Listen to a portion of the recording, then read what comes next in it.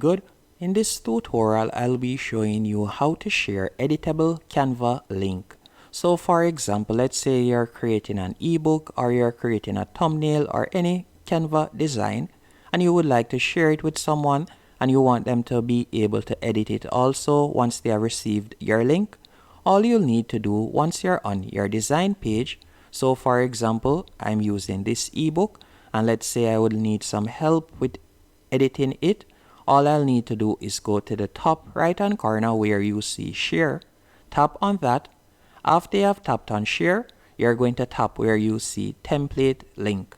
So you're going to tap on template link right there.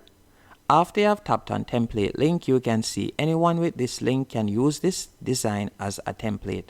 So all they'll need to do is tap on create template link, or better yet, all I'll need to do is tap on create template link. Then from there, I'll tap on copy. Once you have tapped on copy, you'll be able to share it via email or any other form of social media. Once you have shared the link and they have received it, all they'll need to do is, for example, let's say I were to go into a different browser. So let me do that real quick.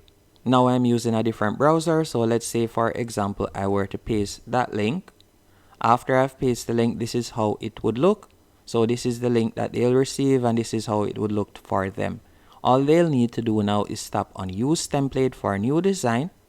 Once they have tapped on use template for a new design, you can see that they can quickly start editing it, as you can see right there. And that's it.